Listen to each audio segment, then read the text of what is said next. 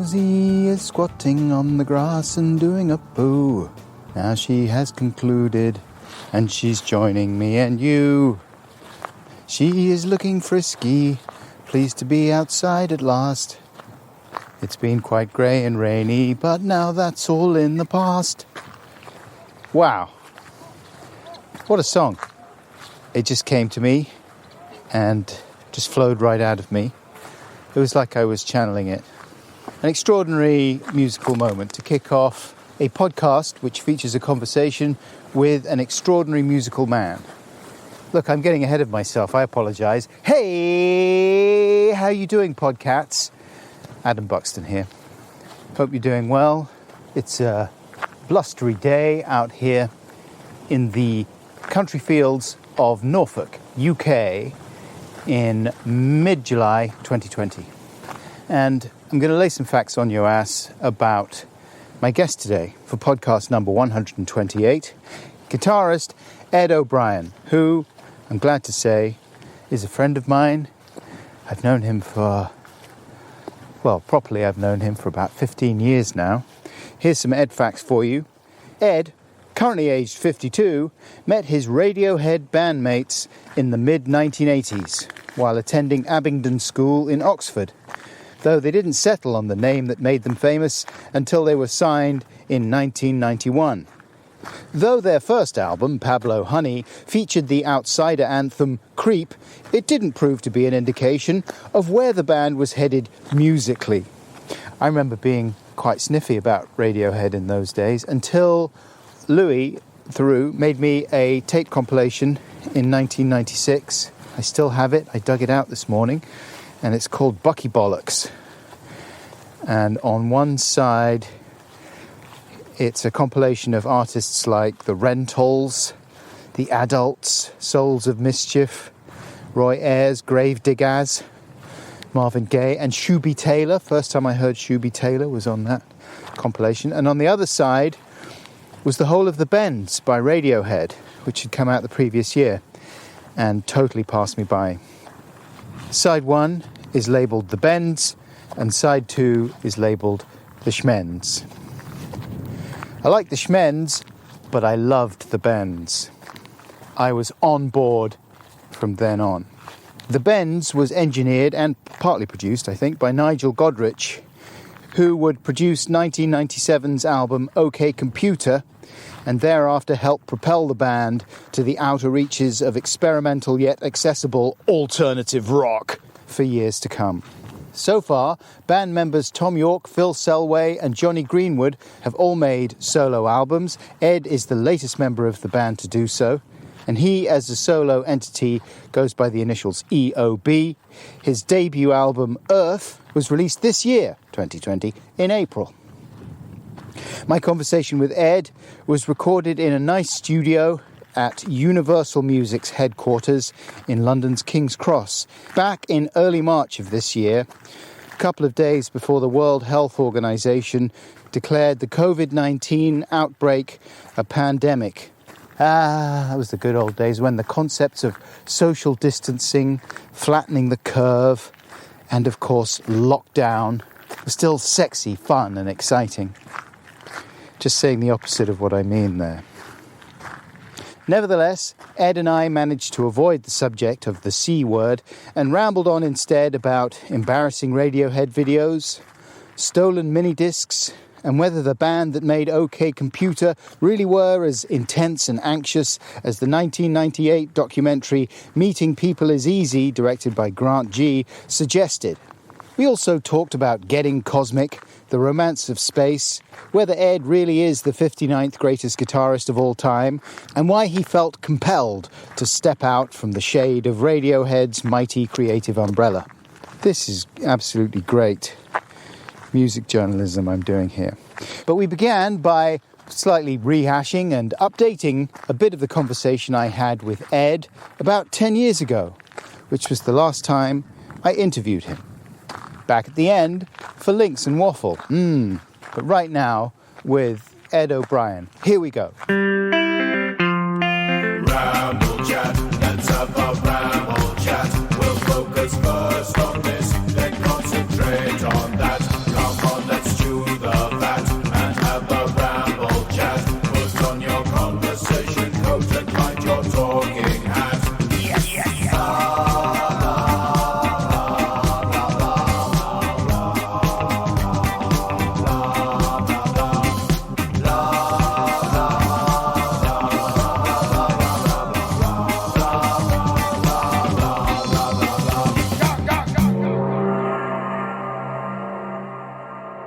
We talked before, Yeah. 10 years ago, when you came on and did the show I was doing for Six Music. Yeah. Big mixtape. I love that. And you laughed at some of the early names of Radiohead. That's right. Yeah. Whirligig.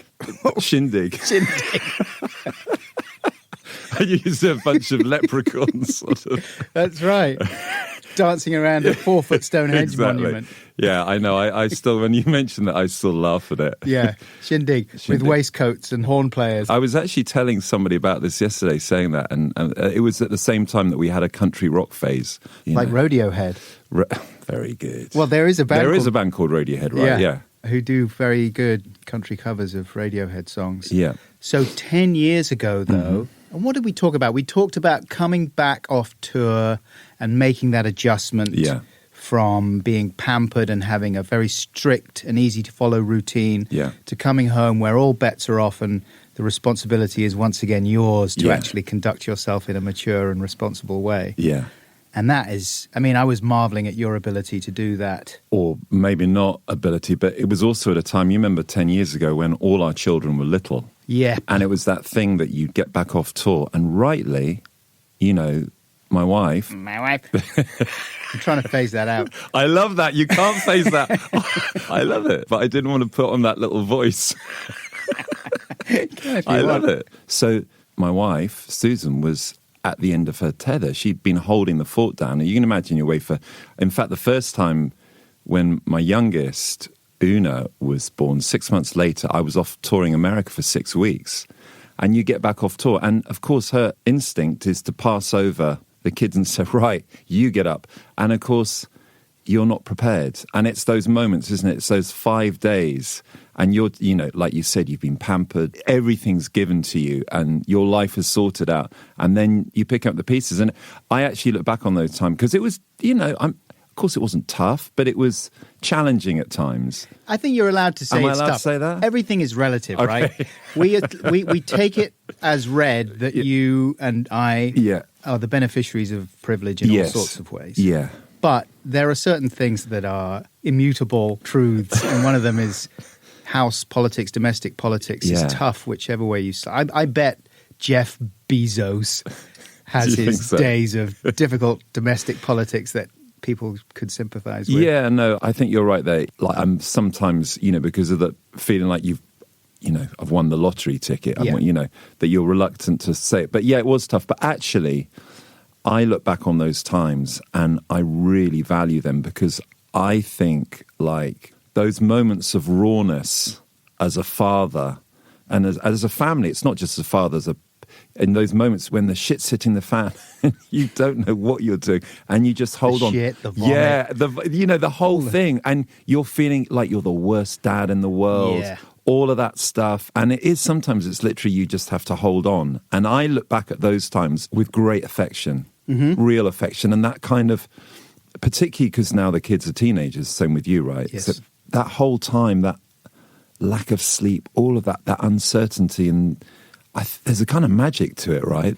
I guess I look back at those times with mixed feelings because I did go through so much angst about being a not very good dad, not very good husband, not very good. Did you feel quite young? When you look back on it, do you think you were a kid? Do you look back on it and go, that's when I look back era? on it, I can't believe, you know, I was in my late 20s when we had our first child. And I just think, well, I was a boy. Yeah, I know. Boy, it's funny. man. It's It's so weird when, you know, you're legally an adult at 18. Yeah. I look at no disrespect to my soon-to-be 18-year-old son, but he is not an adult. And he would be the first person to admit it. Yeah. He is in some ways, like he's wonderfully mature and thoughtful. And so in many of the important ways, he's very grown up. But in all sorts of other ways, like, come on, mate, you're not going to be anywhere close for another 10 years. Well, it's funny, isn't it? Because you always think, I think like the previous decade, I think, oh, you know, God, I was still a kid when I was in my early 40s. Almost. It feels like a different person. I wonder whether, you know, when I get my 60s, I'll go, the 50s, I was really, you know. I wonder it's just that accumulation of knowledge and experience and hopefully wisdom. Yeah, I think it must be. Yeah. And then, you just sort of go, I've done it! And then you die. I've reached maturity! And then that's it. Yeah, you just implode. Yeah. And 10 years ago, band-wise, Yes. you'd just done In Rainbows. In Rainbows came out in 2007. Right. So we were in the throes of doing King of Limbs. Doubling up on drummers. Yeah, I mean, Clive didn't join us. He only joined us on tour, but there was lots of, sonic chicanery and wizardry going on with the drums. And that album was a process of, we'd done In Rainbows, and that had been such a kind of tonic for us. Well, at least the release of it was. There was sort of like we had fire in our bellies again.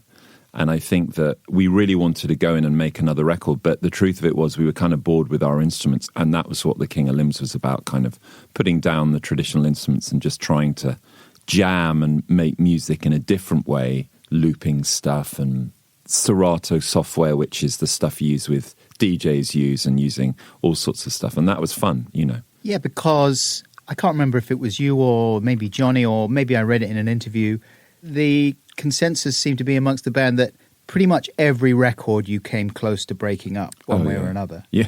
Just because the way you worked was so intensive. Like when those mini discs came out last year, when they were bootlegged, stolen, whatever happened. Yeah. These are the mini discs, 16 hours worth, thereabouts, of OK Computer demos. They're Tom's mini discs. Right. Yeah. What did he leave? Someone hacked a computer with them on, right? Yeah, I think all our stuff has been, basically most of the Radiohead stuff has been archived. Yeah. And somebody just hacked it on the site and, it's in the cloud somewhere. And then the guy that did it, there was a rumor around that he was trying to shake the band down for 150 grand. He was, or auction it to the highest bidder. Something right, like okay. that. I read that he complained bitterly. He said, no, I didn't. He said, all I was going to do was sell it to the fans. Okay, that was it. Yeah, exactly, to the highest bidder. Yeah. Oh, well done, you. So he thought he was that's all right, highly then. principled because he wasn't trying to bribe the band. It was just the fans he wanted to rip off. Yeah. But anyway, I was one of those people that eventually bought them when Radiohead themselves said, well, look, why don't you pay for them and then you can download them legitimately? We'll give the money to Extinction Rebellion. So I found them really quite interesting. I saw you the weekend that it happened, I think. And you said, oh, God, some guys hacked these mini discs and they're all about to come out. We're not sure exactly what's going to happen. And I was thinking, ooh, I'd quite like to listen to those. You didn't say that at the time. No, I was trying to be cool. But I'm a fan. Of course, they're interesting, right? Yeah, really interesting. Yeah. And they were really interesting. Yeah. They're sort of my ideal thing to listen to in a way. Yeah. A weird combination of songs. They almost sound like a Guided by Voices album, kind of scratchy recordings of songs, and then maybe a little bit of something that Tom's recorded on the tube in Japan or something. Yeah. Weird collage of sounds. And then a very nice Nigel Godrich version of No Surprises or whatever, which is a bit different to the one on the album. Yeah. So it's kind of brilliant. Yeah, and it's interesting because we were all recording at the time, and I think I heard some of the live stuff that Tom had recorded on his mini disc from that, and I was like, oh, wow, that's what he was hearing, because his recorder was set up between him and Johnny, and we were in the round. I was on the other side, and I was just like, oh, wow, that's what it sounded like, because sometimes in that rehearsal room, because it was quite loud, if Tom and Johnny were on the other side, I couldn't necessarily hear them at such volume because there was me and Cos on my side or whatever like that. So it was, there's some good stuff because you can see like how a song like Paranoid Android came to be. Yeah. The putting of the parts together, or Karma Police. The thing to do would be to do a massive edit. Exactly, where you put it together almost, you did a Dolby Atmos version. Surround version. Surround version. Yeah, with all you guys in hologram. Yeah. That's it. That's the future. But you know what I mean? As a fan, like with those mini discs, the temptation is to just spend a couple of weeks chopping out your favorite bits and make the ultimate compilation. Right. The way I did when the Beach Boys released all that Smile stuff in the early 90s for the first time. Yeah. All these segments. Mm-hmm. And I just spent weeks making different compilations of permutations of it all, Yeah. And it was great. It's great. But I'm always meeting, musicians and artists of all kinds who get quite frustrated with people like me because it's like, well, it's somewhat antithetical to the appreciation of the art. I kind of think That's the argument. Yeah, and I think that's a bit bullshit. You know, my own personal point of view is I like to see the humanity behind the musicians. And I don't know, I've always liked that whole dispelling the myth. And, you know, I did a blog for when we made Kid A, and someone was reminding me about it the other day. And the reason I did it was when we first had the internet in like 2000, and every night I would do kind of dispatches from the studio. I remember, I used to read it. Right, and my whole idea was I wanted to dispel the myth that there was kind of this magic sorcery going on. Because, yes, that was Magic Sorcery Central. Yeah, for the which band. you visited, yeah. Well, I didn't know you at that time No, exactly. when you were doing all that stuff, but I knew Nigel Godrich. Yeah. And there was so much mystique around Radiohead. And after Meeting People Is Easy came out, it looked as if, wow, this is a unit that's going to implode pretty soon. Yeah. And there's a very sensitive, fragile person at the center of it. And then it must be very difficult for the people around him. And I've heard you talking before about the fact that that was a hard time for you as well. Yeah, it was a hard time, but I think, you know, we deliberately constructed this kind of, this mystique, because that was in a response to Pablo Honey and the fact that we really hadn't got our shit together, and we looked a bit all over the place, and, you know, some of the photo shoots in America are a bit weird and all of that stuff. And I remember, like, when it came to the Bends at second, well, who do we look towards? We looked towards the West Country, towards Massive Attack and Portishead, really. And they had this incredible mystique, you know. They were uber cool, you know, the way they did their videos, and you could construct this. So it was partly self-preservation, but it was also partly as a response to really kind of looking a bit naff altogether and kind of not having got that stuff. And I mean, the first time we hadn't got our shit together, we didn't know quite really what we were doing. No, there's some very funny stuff. Yeah. Floating around. What are those videos where we did a bug special, and there was a video with you guys in an empty pool or something? Yeah, anyone can play guitar. Yeah. Hornsey swing baths with turkeys and what those feather boas. And that's right. I remember kind of, you know, very proudly sort of showing, because I was living with my dad at the time. And kind of go, Dad, look what we've done. And him sort of standing there laughing. go like, what the fuck is this? I'm not proud of you, sir. Yeah, exactly. He's very good. And there was another one called Stop Whispering. We did this video with this guy director called Jeffrey Plantsker, and it was in LA. And he was giving us the spiel, and we were sort of lapping it all up. He said, I feel the sense of alienation in this song, and this guy's going to become more alienated as the song goes on. And the way I'm going to represent this is by putting on an old, like, diving bell uniform. So that's juxtaposed against some footage that we shot in this post-industrial spot that was full of asbestos. Right. And yeah, it's big rusty girders. Yeah, you remember? Okay, so all of that. And I don't want to put Jeffrey down. He thought he was like Dino De Laurentiis. Look, you could see it go to the guy's head. He was riding around in an open-top Jeep at 5 p.m. finding new locations.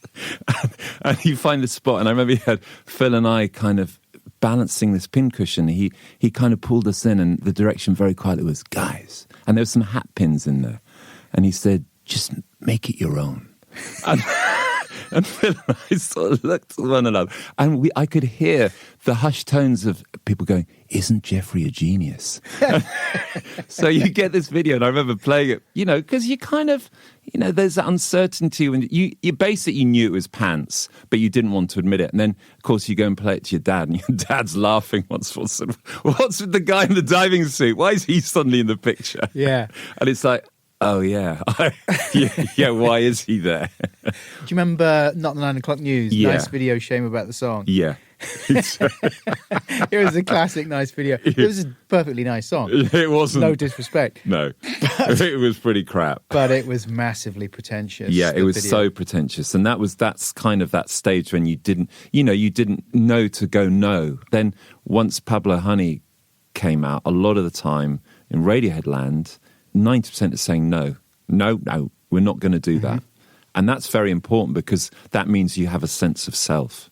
You know what's right, you know what feels right, you know what you want to portray. That was very much like, how do you want to be perceived? Was Stanley Dunwood involved at that point? Not in Pablo Honey, but him and Tom because I think the cover art and the artwork process was a little fraught for Tom on the first record. So him and Stanley had been to college, and so they worked together on the Ben's cover, and that was the first one that they did together. So that's kind of an important part of figuring out a visual aesthetic. Yeah. And then that sort of feeds back into everything the band does. That's a really nice part of the whole symbiosis with Stanley. Yeah. Often working in the studio while you're playing. I remember he was doing during In Rainbows. It was great. And, you know, I knew Stanley because he was Tom's fire-breathing friend from Exeter. And then he joined us properly in the studio around OK Computer. You know, he's with us every single album since then and been on our travels. And he's just such an important part of the whole process because, you know, you remember our old studio, which we now sold, Butts Furlong? Well, the control room had this mezzanine level, if you like, this kind of, it was an old converted barn, and it was almost like the gallery up at the top. And Stanley would set up shop there for a while. And he used to hear, like, at 11 o'clock at night or something, he'd go, I don't know anything about music, but this is fucking great. You know, he's such a really important part of the process, and, just made it more three-dimensional, really. But then your strategy of making yourselves mysterious and creating an ambience and everything sort of worked too well. Yes. In tandem with, you know, a very good album and an album that felt mysterious in itself, you know. So the whole OK Computer, the strangeness and the mystery of so much of that music, plus Meeting People is Easy, plus all these journalists telling you that you're all geniuses. Well, the funny thing about Meeting People is Easy is Grant G, who's a lovely guy, that tour, it's one perspective, because every time Grant turned up on tour, he wasn't there for the whole tour. We'd be having a miserable time. But actually, we had a lot of fun on that tour as well. Where you were all just dancing around and going, we're the kings of the world! Well, not quite. You know what we're like. Yeah, we weren't that celebratory. But, you know, deep down, it was great to feel like you'd made, or relieved in a way. I think it's more relieved that you'd made a really good album and that you thought was a really good album and that people were connecting with it. So it was a very, very funny time because, you know, like all those things, it all comes to a head, I think, for all of us in different ways. It came to a head, and obviously it's quite apparent with Tom and quite open with Tom, and you see that in the doc, and, you know, he comes out in his lyrics and the way he performs and stuff like that. But I think it came to a head with all of us in certain ways, because I think it's that thing where, you know, when you've got, for want of a better word, shit, you know, you think that being in a great band and having a great album will solve all of that stuff. You know, you think that, oh, that's the thing that will make me happy. Well, when you get that and you realize it doesn't make you happy, I think that's when, you know, it's a really good thing to have gone through, because it was, you know, it forced me to look at myself, which was a great thing, you know, not easy, but I look back on it as, you know, we were kids. I mean, and that's the other thing, going back to that thing, it felt like we were kids. And I think you especially if you've been in a band most of your working life, you get to your late 30s, not just being in a band, but being an artist, being, you know, living a sort of, quote, unconventional lifestyle or whatever. There's much less pressure to achieve a certain level of emotional maturity. Yes. In fact, the reverse is true. And so, you can, you know, it's no mystery why so many of these people come off the rails. Yeah, no, for sure. And all the things that are on the riders and the you know, it can be the cliche party if you want it to be. Yeah. But it was actually, you know, it wasn't the cliche party. In fact, it was the antithesis for Radiohead, because we were so sort of, you know, we didn't want to fulfill any kind of bad rock and roll stereotypes. Yeah. But, you know, we had our own foibles. Congratulations. You've done a record. Thank you. And it's not an embarrassing stinker. Thank you, Adam. An embarrassing stink. Well, the press release... was it? It was making me laugh. Because just the wording of it. Yeah. And this is quoting you. Tom, Johnny and Philip from the band are making music, Ed says. And I'm like, the last thing the world needs is a shit album by me. And then the next line is, but suddenly a switch was flicked. Oh, no. And the songs came pouring out of him. But I misread it as, but suddenly a switch was flicked and the shit came pouring out. Yeah, that sounds about right. But it's not, man. It's congratulations. Thank you. It's really lovely. Thank you. what it definitely demonstrates is your cosmic side. Great. That's It's good. called Earth. Yeah. It's got a sense of the cosmic in so Yeah. many ways. Yeah. It's beautifully atmospheric and moody. It reminds me of one of my favorite albums, Apollo by Brian Eno. Love that. In some ways. Well, it's interesting you say that because for me, music is very visual. And one of the things for me, the perspective was music from space. I was obsessed with how music might sound from space. Right. And I saw this, one of the songs is called Mass. Yeah, that's one of my favorite ones. So that was, I took the kids to see this film called Hubble, which was made by NASA at the IMAX down at Waterloo. Like, filling a morning. Oh, yeah. And it's a 50-minute film about when NASA recommissioned the space shuttle. And they recommissioned the space shuttle to fix the Hubble Space Telescope. Mm-hmm. Anyway, the guy who fixes it is an astronaut who I'd met and kind of befriended called Mike Massimino. Oh. And I'm watching it, and suddenly, because they're all the crew shots there, and it's like, oh my God, I know him. That's Mike Massimino. Where'd you meet him? In space? In Houston, of course. Backstage at a gig in 2012, I get introduced to him, and he shows me a photo of him in one of the space shuttles with a copy of In Rainbows. And his daughter, Gabby, had given it to him because he said to his kids, I'll take something in space. What do you want to take? And his daughter was a Radiohead obsessive. So she said, can you take my copy of In Rainbows? Oh, wow. And he's an amazing guy. Yeah. He's like this New Jersey, lovely, warm, big guy. He's a fucking spaceman. Yes. Yeah, what do you want? What do you I'm want? floating in fucking space here. Yeah. And his book is amazing. It's really inspirational. Yeah. And so I take the kids, and you see this footage of him fixing the arm on the space shuttle has got the Hubble, and they're orbiting around the Earth, of course, as he's fixing it. And the view of the Earth below is just extraordinary. It's so beautiful. I was so moved by it, and I became obsessed with this kind of the view of space and the bigger picture. And also, do you know the pale blue dot? Yeah, Carl Sagan. Carl Sagan. So that was the working title for the record. That's what I wanted to call it. Right. Because again, I came across that about 6 years ago, and that image of the Earth and those incredible words that Carl Sagan writes to complement this tiny dot, this speck of dust that you see in this photo, and this arrow saying, this is our home, this is it. So for me, the perspective on the record was it was the micro and the macro. So it was going right down, but it was also pulling right out. Yes, it's almost as if the tracks are sequenced so that it's an alternation of that. Yeah. The first track is called Shangri-La. Yeah. And it sounds like you having some Party. great party fun at Glastonbury. Yeah, sounds right. And then you got Brazil, the Yeah. second track, which is this massive epic, starts off lovely folky, finger picky, and then turns into this big sort of rave track almost. Cosmic rave. Yeah, great video as well.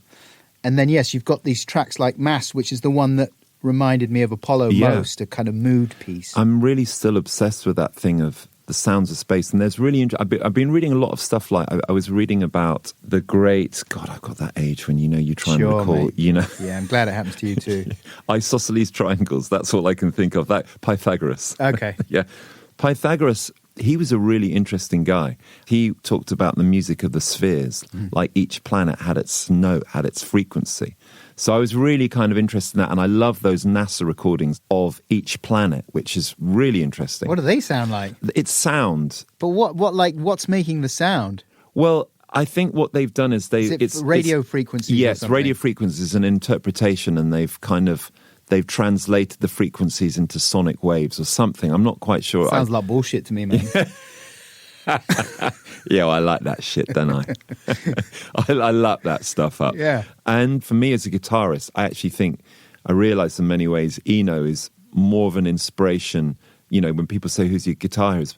I mean, he didn't play guitar, but sonically, always what he did. Yeah, I love that sound. Because you forget with Apollo, half of it is kind of science fiction moodscapes. Yeah. And then half of it is almost like this quite sunny country music, like spacey, twangy stuff. Yeah. Yeah. And it's great. It's great. And I love that sort of juxtaposition of those two. Yeah, yeah. So that for me was, that's music from space. And when did you start getting cosmic? I've always been slightly cosmic, right? Yeah. Yeah, you've got more. I think you've got more I've got more cosmic. I've been licensed to go more cosmic. So listen. I like it. When I was at school, it wasn't a cosmic time in the 80s, right? No. It was anti-cosmic. Yeah, anyone who said cosmic was I know. a wanker. I know, and exactly. And I was in the Smiths gang, which was very anti-cosmic. Yeah. We're 84 minor strike, very feet on the ground. Yeah. So it was always there. And then it kind of, it gets suppressed down. And I think what happened with the whole acid house thing and the whole rave culture, that opened the eyes again and the veil. Do you know what I mean? I mean, I wasn't fully immersed in it in a way that, because I had the band, and that the band for me was everything. And, I wasn't going to go out and get munted every other weekend, but I did occasionally, do it. And that had a profound effect. And I think that went in deep. I mean, I've heard people who, and even academics, talking about the value of psychedelics and things like that in terms of connecting you to something important. Yeah. And in terms of stripping away a lot of stuff that isn't important. I'm too nervous. I don't think I'm a psychedelics person. I've only had one experience with mushrooms at university, and that went badly. Yeah.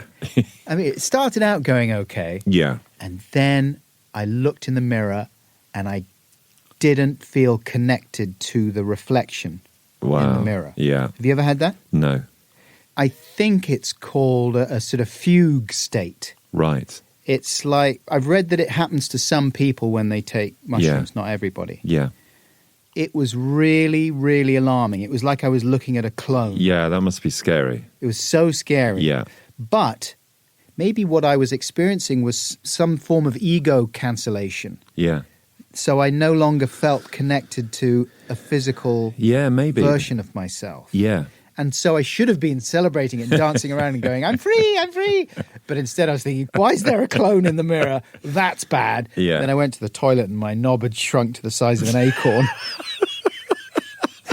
Which can also... Have you ever heard that? What, with mushrooms? Mushrooms. I can't say that's been... No, but I'm not dispelling that. It's not something It's not something I would brag about. No. I wouldn't make it up. No, I know, sure you... That's interesting. I once got spiked at the Reading Festival in a year we didn't play. Someone gave me some acid, and I remember I was just like, "What's going on?" And I had an amazing night. Oh my God, that's my worst nightmare. I kept looking in the mirror and thinking I was Elvis Presley. These are classic bad drug stories. I think they're not for everybody, these things. And no. They're really not. And and if you have, I don't know, I may well have undealt with issues. Yeah. I'm almost certain I do. And if you were ever to do them, I think the people I've heard extolling their virtues in a sort of academic sense would always be doing them in a controlled environment with people who know exactly what's happening. Well, they're using MDMA and mushrooms. They're doing a lot of controlled dosage for PTSD. Right. And a lot of stuff. And they are having incredible results. And for treatment of addiction, I heard as well. Yeah, totally. Yeah. And my experience of all of those things are that expression, it gets you out of your head. Yes. So you get a perspective of yourself, which is often a really important thing. Extremely interesting.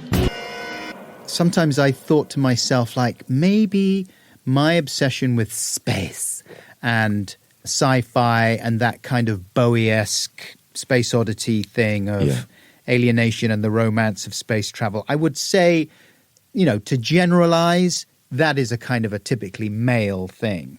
To fantasize about being out in space on your own, floating around in a tin can, and the romance of that, and also the kind of romance of missing everybody on Earth. Yeah. It's a bit like being out on the road, perhaps. Like the pioneer, being the great explorer. But it's also a kind of abdication of responsibility. Meanwhile, your wife or your partner or whoever is back on Earth doing all the fucking hard work, and you're out in your tin can going, I'm romantic, I'm floating around, I'm so alienated. Yeah. So my perspective on that is slightly different, because my perspective probably formed a bit more like 2001, that cosmic scene. And my favourite film of the last 20 years, I think, is Genius, is Interstellar. I love it. And don't you? And for me, it's like I'm thinking in space. And I talked to Mike Massimino about it because I'm like going, Mike, I want to go into space with you. I know. I say every time I say this, I say I really want to go in space sometime, and I want to go with you because we talked a lot about how it feels up there and how you feel. He talks about this spiritual connection, and a lot of astronauts do. So it's not a feeling of alienation and isolation. It's a feeling of incredible connection. Have you heard of this thing called the overview effect? No. It's a phenomenon that astronauts have generally. They go up to space and they look down on the planet and they feel this incredible love for the planet and this connection for Earth, our home. And it's not like the sitting in my tin can. Yeah. It's big, open-hearted, fucking hell. People come back very, very changed. And Mike says, if we could send all the leaders up to space, you know. Have any of them gone up and done drugs? I mean, you wouldn't... You probably, that would be over-egging the pudding, That wouldn't it? might be, that's a double dose. That's Someone's got to go up and have some drugs. You know, once they do the commercial airliner thing, there will be some people, won't there? There'll be Drug tours. Drug tours. Yeah. Oh, God.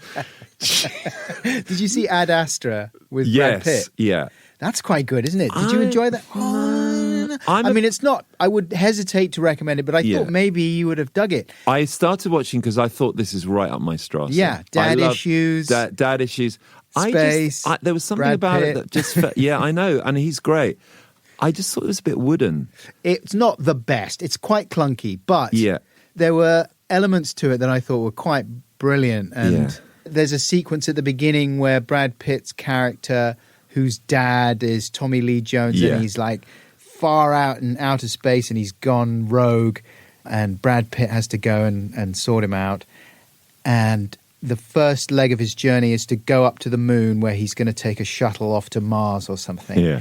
And this is in the future when space travel has been turned into a industry. And so he goes up on a Virgin shuttle to the moon. That's right, exactly. And it's really nicely done. That's good. It's like The detail's 2001. good. Yeah.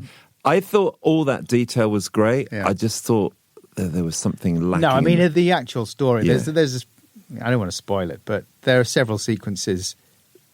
There's one bit where he, I don't think this is a spoiler. If you're someone that cares deeply about spoilers, maybe you should switch off if you haven't seen Ad Astra. But if you're normal, then there's one bit where Brad Pitt he wants to get inside a rocket, but the rocket's taking off. So he climbs up the side of the rocket while it's taking off. No. And he opens the door and he gets in. That's preposterous. And I don't think that's possible. No, that's kind of like a space version of the Dukes of Hazzard. Yeah. They're kind It's of like trying to get into the General Lee. Right. Yeah, as it's going Jump off. through the window. Jump through the window. I know. It's like, okay, I understand. It's a science fiction film. Yeah. It's a bit of entertainment. Yeah. But that's the line. I'm not having that. I'd switched off before that, so I'm really glad. Oh, okay. Because I got to that stage with films now, like, if I'm not feeling it, I give it an hour or so, and it's like, well, I'm not going to watch this. You know, you can tell fairly quickly. Yeah. So I'm really glad I didn't see it through to it. Oh, it gets more ridiculous Really? than that. Yeah. Whereas I'm sorry, but Interstellar is, I could watch that every week. Yeah, I mean, that's mad as well. It is mad, but isn't it based on cutting-edge science? By stoned scientists. You're so cynical. I'm laughing it up. Hey, man, it would be possible if you, just go with me for a second.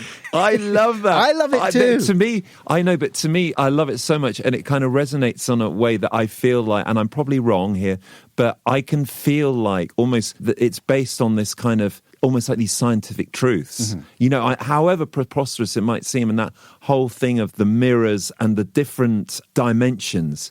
Oh my God, I dug it. I loved it. Yeah. And, the bit where McConaughey's watching his daughter Oh, my age. God. I mean, I can hardly describe it without Oh my wanting God. to cry. And as a parent as well, Yeah, I think it's interesting because for me, I think, I got a bit obsessed and I read about, and, obviously Kubrick, 2001 played a really important part possibly for Christopher Nolan. But it's interesting when you go back to Kubrick now, because I used to think, in fact, when Radiohead made albums, at one stage we wanted to be like the Stanley Kubrick of the musical world. Like Kubrick would make 2001, and then he'd do The Shining, or he'd do all these different types of different distinct, and kind of experiences. Distinct experiences. When you go back to the Kubrick stuff, that's so interesting. Kubrick's is very, very cold and male. Mm-hmm. And it is like that sitting in that tin can. It's a very male. I did that whole thing with Susan. I said, we should watch Dr. Strangelove. I remember that being brilliant. I love that film. Genius, right? And I watched it with her. And when you're watching with somebody who's going like, where are the women in this? Mm-hmm. I was like awakened to the fact that, oh yes, of course he was in an era. Everything is very, very male. The whole making of a film is very male. The protagonists are male. Whereas Christopher Nolan, there's this beautiful balance and this love between a daughter and the father. And that idea of love, for me, the message is, love transcending dimensions, love as this kind of actual force within the universe. For me, I really love that whole thing of, Kubrick, who was obviously a master at what he did, but where we are now with someone like Christopher Nolan, where there's so much humanity. Yeah, Kubrick pushed the kind of antiseptic. It was almost as if emotions were a sign of weakness and had to be eliminated to make the whole thing pure somehow and to make it clinical and symmetrical and beautiful, and which he did. You know, that's not to say that there aren't emotions and feelings that are inspired by watching those Kubrick films. No. They're subtle and they're strange, but they're definitely there. But yeah, I mean, Interstellar, that is raw. That's right on it. And being stabbed in the gut. Yeah. And pain. to put that in space, into kind of like into a cosmic kind of existential setting, it's just genius. It's such a brilliant observation, as you say, of a very particular pain that comes with watching your children. It's like the experience of being a parent is an exercise in relativity in a way, because your sense of time is so different to theirs. Yeah. And it's so cruel how fast it is for you as an adult. Yeah. And it's so torturously, boringly slow for them. Yes. And yet you're just seeing it whiz before your eyes. They're changing from one week to the next. Yeah. And you film a video of them being incredibly sweet. I had this video I shot of my daughter when she was about 5 or something, talking about animals. And it just used to break my heart every time I watched it. And as I was it began to be too painful to watch it, because I felt that it was speeding away from me so fast. I know. I'm going to pivot. Yeah, let's pivot. Do you get wound up? I've got to stop going on about this. But do you get wound up when you're listening to... I listen to sort of news podcasts and things, especially American ones. And when the correspondent comes on, so they say, Mike, you've been following the presidential caucuses out there. How's it going? And they, to a man / woman, have to begin the sentence with, so. It's going fine. But anyway, look, I'm going to shut up. No, the one that gets me is not so, it's listen. Listen. Tony Blair always used to do that. Yes, he loved listen. I fucking hate that. Listen. And listen. And Australian cricketers do it as well. Yeah. There's something really sinister about listen. I know what you mean. It's like you don't understand. You don't understand. Listen to me. Yeah. It's so horrible. I know Blair always did it. He always does it. And maybe he always did it, but I started becoming aware of it during the war, Yeah. And it was big. Listen the whole time. Listen, it's not that simple. Listen, we are going to have to go in and bomb some people. Listen. Oh, that's horrible, wasn't it? Yeah. Anyway, so's not that bad. Yeah, so's not as bad as that. No. So, but it's people wanting to, it's in the podcast era, right. I think. It's everyone wanting everything to be a story, a narrative. Okay. And putting so at the beginning of a sentence kind of makes it, I think, sound superficially more like, oh, we're telling a story here. Yeah. Rather than, you can just start a sentence by saying, well, if you don't want to get hard into the sentence. Yeah. That's my problem. I've got other problems. Peter Gabriel had an album called So, That's didn't right. he? So. That's how it was pronounced, yeah. So. Sledgehammer. Great album. Oh, he's great. He's cosmic, isn't he? He's definitely cosmic. A lot of musicians are cosmic. Yes. It goes with the territory. Because they don't have any real responsibilities. Probably because we're free of the shackles of reality. Yeah, exactly. Speaking Yeah. of the shackles of reality Yeah. and your job. My job. And speaking of 10 years ago, Yes. which was the last time I sat down and talked to you Yeah. on mic, around that time, I didn't realize that David Frick of the Rolling Stone magazine, you know David Frick, I right? saw him recently at Yeah. a gig. He came to one of my gigs. He's a cool guy. I like Yeah, him. He I love pops up David. in a lot of the music docs I like. And he, for people who don't know what he looks like One of the Ramones. like the nerdiest member of the Ramones. He's such a great guy. And he has such love for music. It's like he never gets bored of it. He's got such a lovely energy and he's interested in musicians. And he obviously likes you because you turned up. This was in Rolling Stone magazine 2010. Right. You turned up in the list of 100 greatest guitarists. And I think it did say David Frick's picks. Right. So it wasn't claiming to be a definitive list. Yeah, that's very lovely.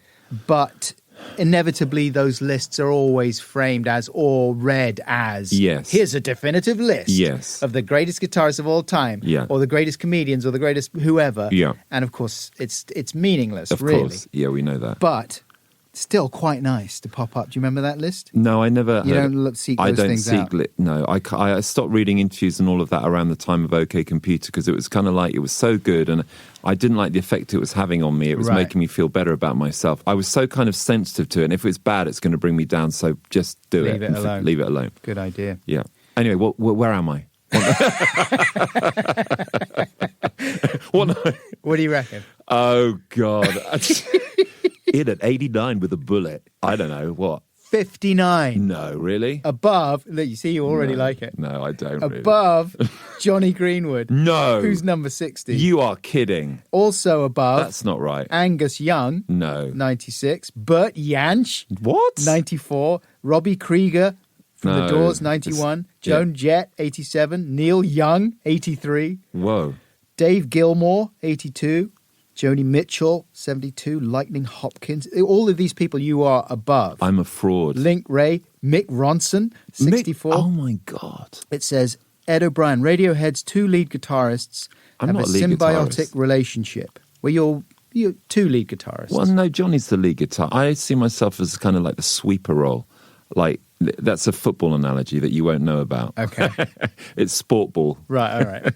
And the sweeper's the guy who's like between the defence and takes the ball up the defence, up the field or whatever. Okay. So it's kind of like between rhythm and sound. And it's preposterous. It's a good job I'm not even embarrassed about it because it's just not something that bears any relevance to truth. No, it's nice though. But it's nice, obviously, yeah. I mean, I think as well, the other thing is, listen, about Radiohead's like, you know, I've always felt, I think I've been quite open about, I've always felt deeply insecure about my playing compared to Tom and Johnny's. Mm-hmm. They're incredible players. And I've always felt myself, if I'm honest, slightly inferior. So people like Eno were so important in terms of sound and stuff because Eno's not like... He's not a virtuoso. He's not a virtuoso, and I'm not a virtuoso. And the people that I really loved as guitarists were people like Will Sargent from the Bunnymen, Johnny Marr from the Smiths, The Edge. They can be virtuosos if they want to be, but they chose not to be, you know. So they were kind of like my yardstick. So Tom and Johnny were always, like for me, I've always held them up in really high esteem. Continues. Uh-oh. Johnny Greenwood is closer to a traditional lead man. Yeah. Those are his unwell bends at the end of Just and Paranoid Android. Yeah. O'Brien likes the wacky noises, the ghostly above the nut jangle. That's a nice Above image. the nuts. Above the nut jangle on OK Computer's Lucky. And the high reverberating pops on Hail to the Thief's 2 + 2 = 5 were also Ed's handiwork. Wow, I mean, amazing. He listens to that in depth. I mean, it's funny. I met somebody recently in Australia who they're the Australian Radiohead. And the guy comes up to me and he goes, "I'm you. Oh, wow. I do your stuff." What are they called? I can't remember. They don't have a jokey name. They do have a jokey name, but of course I've forgotten it. And Radio Mate. And I'm like amazed. And he said, "I find your stuff really hard to do." And I'm like, "Really?"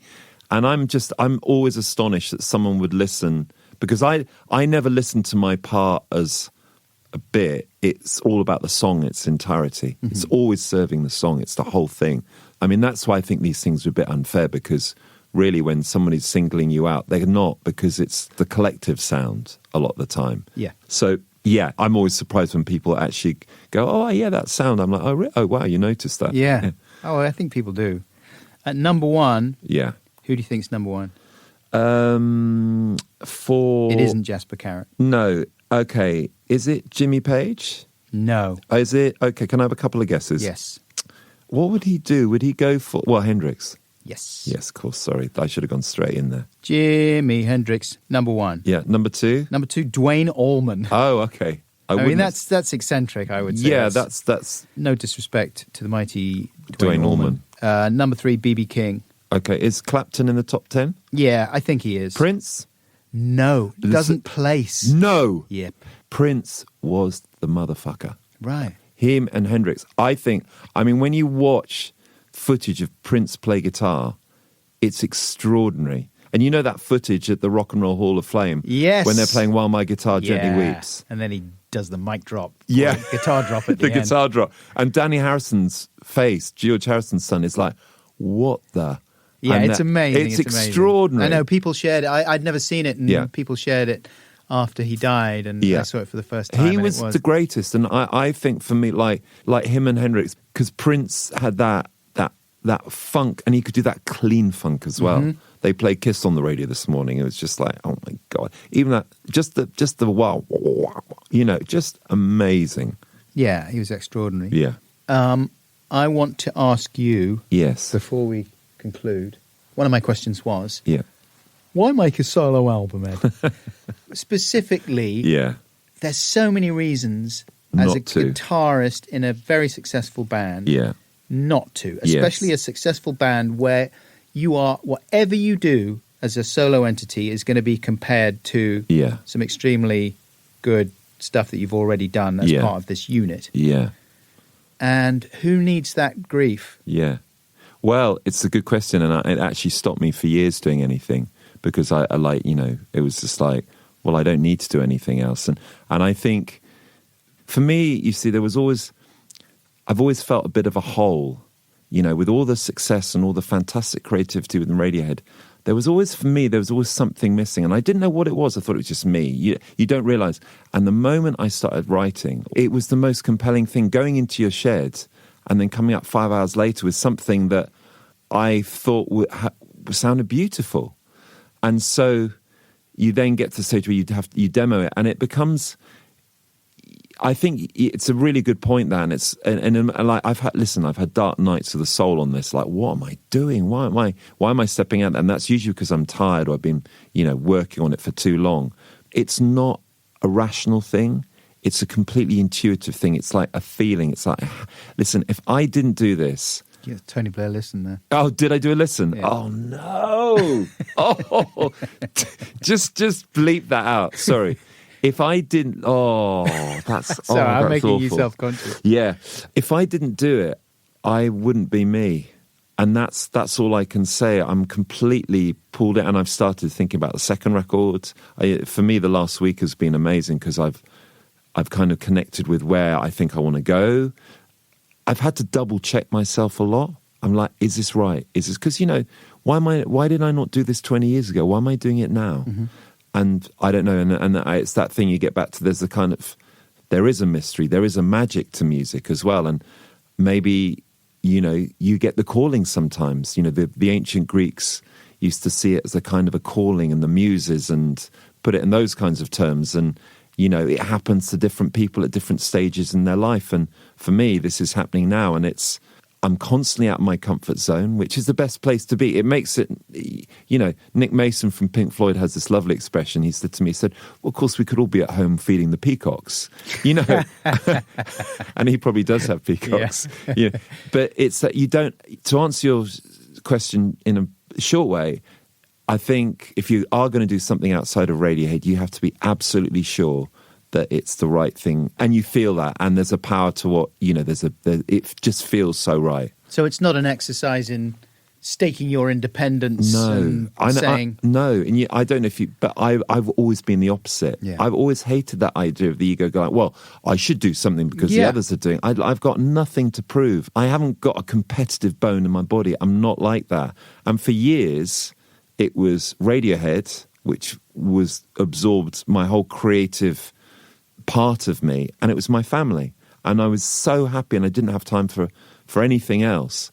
And then this music comes along and it's, oh, wow, this is, it's like being pulled. Yeah, that's how it is. And then do you have a sort of unspoken contract with the rest of Radiohead that you're just never going to refer to your solo? Is that the way it works? Like, or do you guys listen to each other's side projects and comment on them, or is it easier if you just don't? I think we listen to one another's projects, but no one really comments. I always hopefully say, like, I, really like it. I think, Tom was saying at the last meeting, he said, someone came up to him and said Suspiria was the best song that Tom had ever written. And Tom was like really surprised. And I said, well, it's a fucking great song. It's amazing. Radiohead's not, we're not like this big support unit going like, you got this. Well done. You got this. High-fiving. High-fiving. You got this. I love your work, man. You got this. You are so strong. This is your moment. No, it's not at all like that. And it's not. It's all like, everybody's very nice. Have you heard Eddie's album? What did you think of it? Yeah, I know there's that stuff going on, and I'm sure there's... And listen, one of the things I had to do is I had to let go of what I thought the others would think of it. Yeah. Because there was a part of me when I started the record, I put my Radiohead head on, and it's not appropriate for this record. Mm-hmm. And so there's only one track I thought that Banksters... Yeah, it's the only one that's vaguely Radiohead, right? And I had to get... Because this record is very much more... I mean, if anything, there's a cosmic... But it's really, for me, it's like lyrically, it's more... comes from a kind of gospel soul thing. That's where I drew my inspiration. It's about love. It's a big-hearted, warm record. Mm-hmm. And every time I put my Radiohead head on this... It would go like, what are you mentioning love about? Why you, it's like, and I knew that I had to let go of that because I just had to let go of it. And that was quite hard to shake. And then you go back on tour with, halfway through the record, you go on tour with the band. And so you come back with the Radiohead head on, and it took like 4 weeks to get rid of it, to kind of, to get in the place where it was a safe space to do it. You know what I mean? It was because I wanted it to be a very direct and warm record and very kind of open-hearted. And at the moment, I know that's not necessarily a very Radiohead thing. Radiohead is a lot more oblique, I think, and it's sort of impressionist, whereas I wanted mine to be very direct and colourful and like bang, and open-hearted. Whereas Radiohead is, you get the love, but it's not so, it comes from a different beauty. Yes. If that makes sense. I'm trying to think about, but I think you said it before when you talked about Kubrick. Yeah. It's that sort of... Yeah, it's a Kubrick thing. It's a Kubrick thing. Yeah, it really... I'm trying to think of a director who you are. Well, maybe it's the Nolan thing. Oh, as well. Come on. Give it to me. No, I mean, Nolan's done a lot of work. I'm who directs Radiohead is... Kubrick. Is Doctor Strangelove and 2001. Yeah. And you are... Dude, where's my car? Or the Goonies.